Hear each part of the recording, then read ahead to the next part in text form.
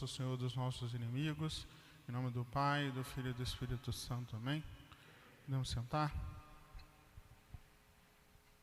Amados irmãos e irmãs, hoje é dia de São Joaquim, pai de Nossa Senhora.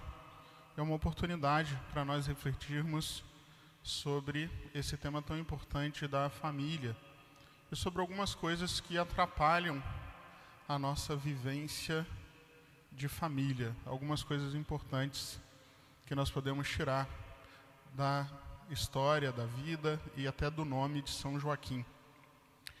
Em primeiro lugar, o nome de Joaquim significa preparação do Senhor. Um nome muito sugestivo, já que ele é o pai da mãe do Messias. Ele é aquele que prepara de modo imediato a vinda do Senhor, é o avô de Cristo. E quando nós falamos de preparação do Senhor, nós podemos remeter à divina providência. Deus nosso Senhor, quando Ele faz qualquer coisa, Ele faz de acordo com a sua divina providência. Ou seja, Deus não joga cartas ao acaso. Deus prepara os acontecimentos. Deus, com sua sabedoria e bondade, sabe o que está fazendo. Sobretudo, evidentemente, quando nós falamos da vinda do seu próprio Filho, que foi preparada durante toda a história da humanidade.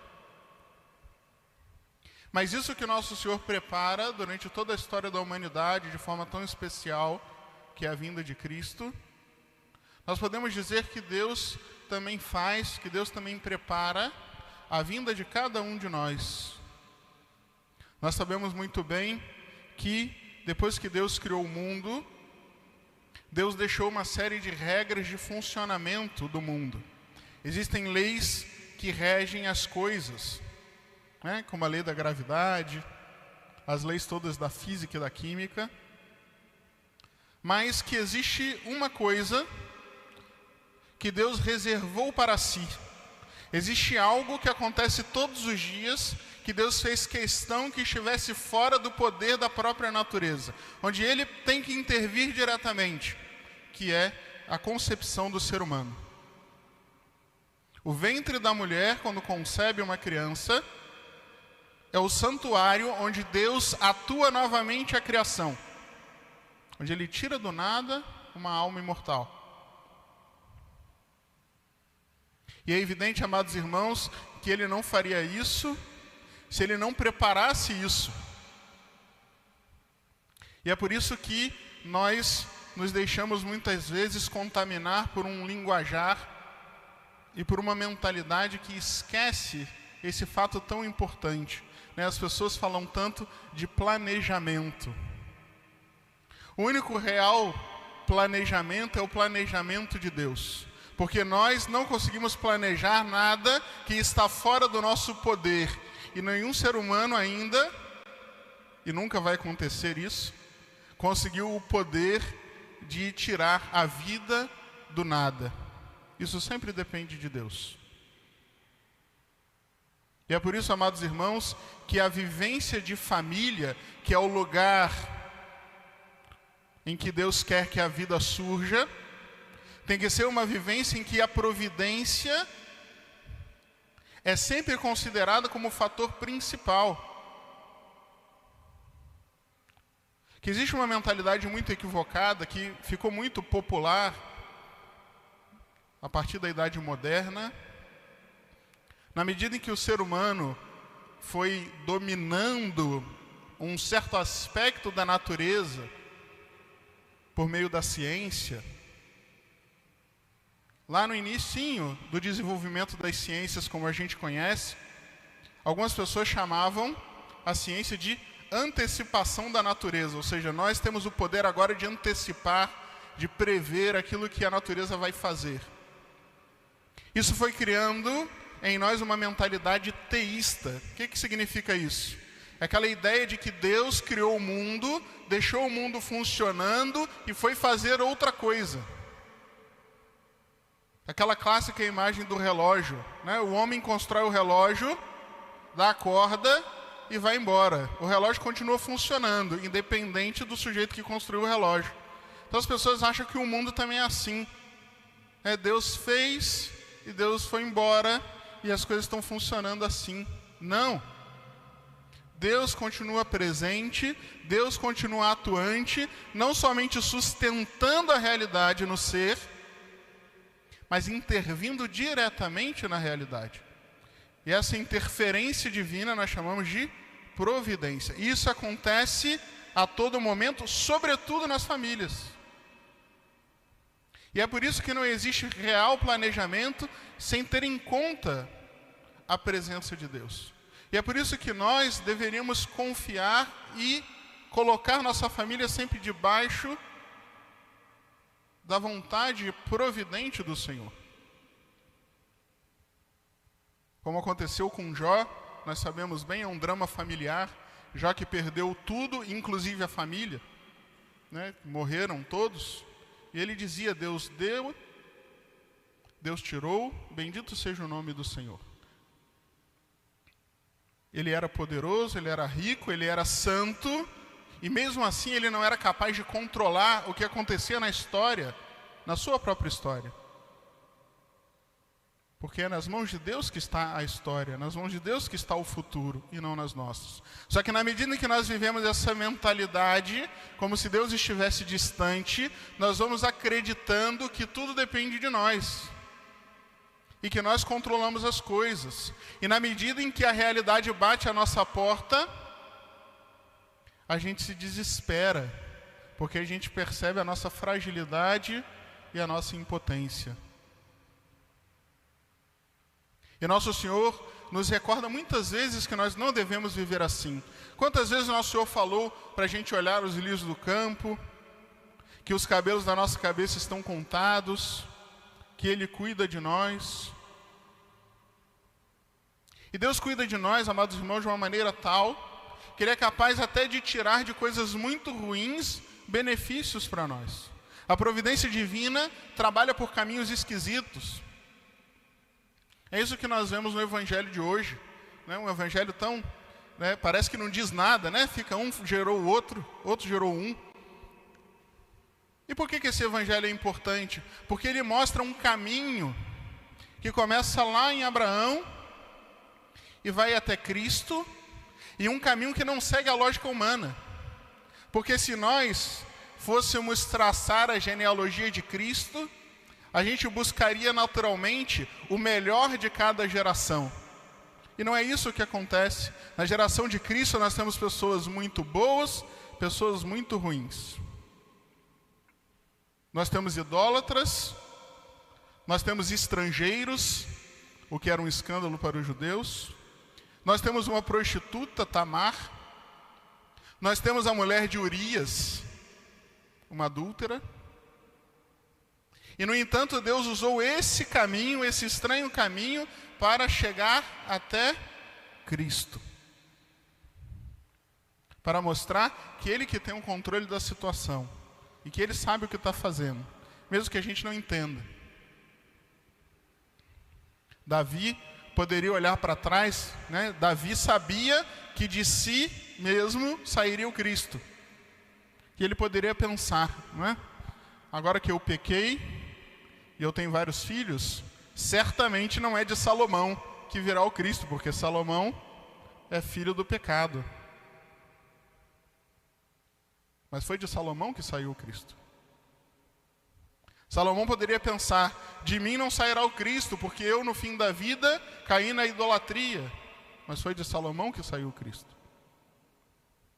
E assim, amados irmãos, na nossa vida, Deus vai usando circunstâncias estranhas para mostrar que Ele que está no poder, Ele que está no controle.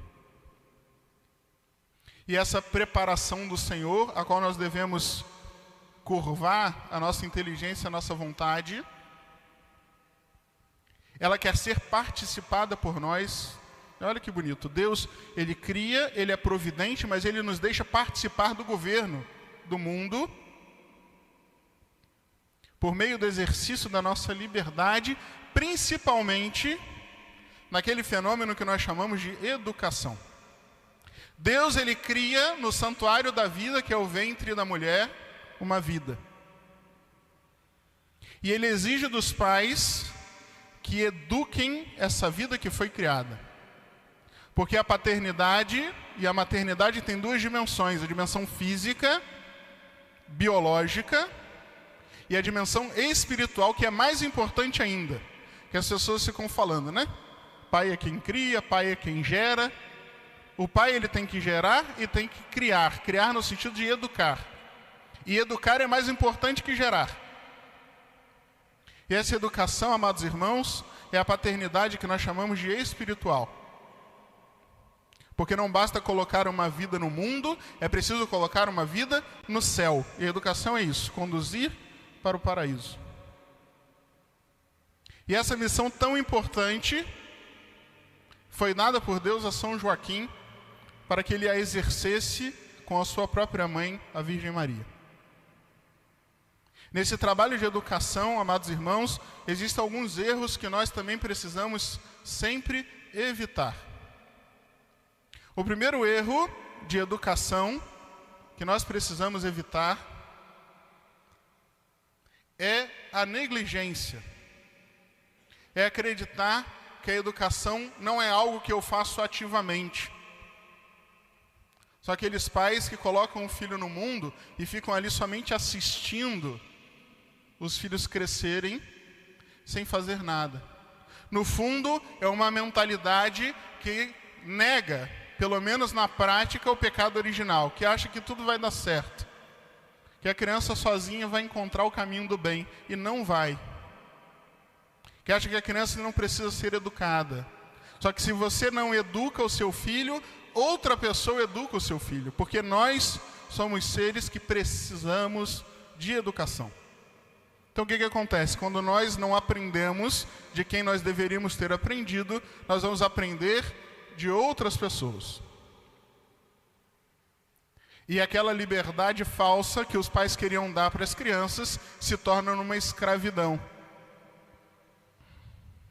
Mas existe também uma outra situação que afeta sobretudo as pessoas melhores. É aqueles que acreditam que a educação se resolve num comportamentalismo. O que é o comportamentalismo? É acreditar que o ser humano é uma espécie de máquina, ou uma espécie de animal irracional, onde eu vou colocando estímulos e vai saindo resultados. É como uma máquina de refrigerante, você coloca a nota, sai a latinha. Ou como um cachorro que você dá o biscoitinho, ele levanta a patinha. O ser humano não é assim. É evidente, amados irmãos, que os pais devem estimular, mas não basta estimular hábitos e comportamentos. É preciso estimular dentro da pessoa que é educada aquilo que existe de mais profundo e espiritual, que é a alma com sua liberdade. Não basta exteriormente saber fazer o que nós queremos que eles façam, mas eles precisam querer o bem que eles estão realizando. E é essa mentalidade, amados irmãos, que vai fazer com que eles tenham muito menos chance de se desvirtuar na educação. Mas, mesmo que nós façamos tudo corretamente, ainda assim é preciso recordarmos que a liberdade se mantém. E quando a liberdade se mantém, o mal ainda fica à espreita. E aí a gente precisa evitar um outro risco, de achar que somente o meu esforço em educar bem vai garantir o bom futuro, a santidade ou qualquer outra coisa do meu filho. A liberdade está lá. Muitos pais santos tiveram filhos pecadores, porque a liberdade continua lá. E se a liberdade continua lá, nós exercitamos em nós aquela humildade necessária de reconhecer que, no fundo, a gente continua precisando de Deus. Aquela humildade necessária para recorrer, aí a gente volta lá no início, recorrer à divina providência. Nós estimulamos para o bem, nós estimulamos para o correto uso da liberdade, só que nós sabemos que no fundo depende mais de Deus do que de nós. E é por isso que nós recorremos novamente a Deus. E é por isso que em Deus que nós entregamos. E é por isso que na epístola de hoje fala, né, essa epístola que a gente escuta tantas vezes durante o ano, que fala do homem que foi encontrado sem mancha, que não correu atrás do ouro, mas que seus bens estão fixos no Senhor.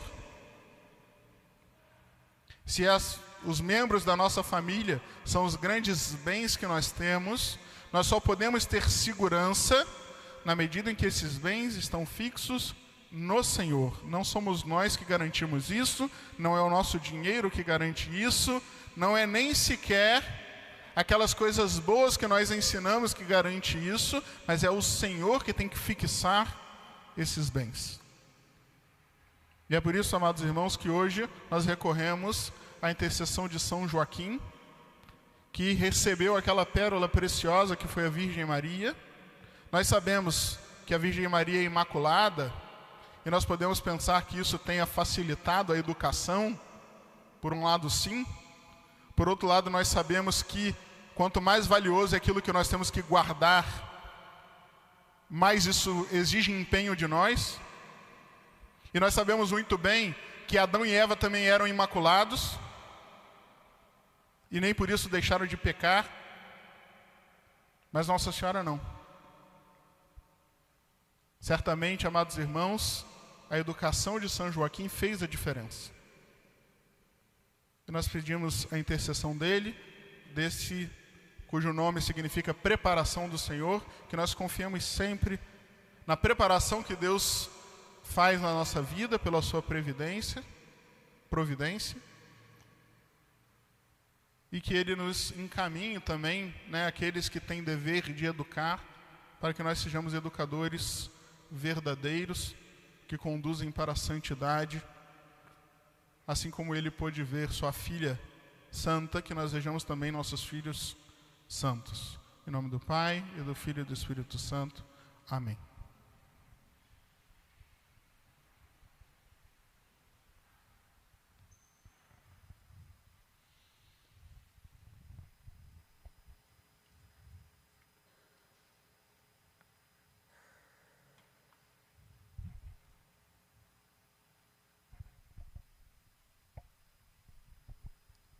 Dominus vobiscum, et cum spiritu tuo.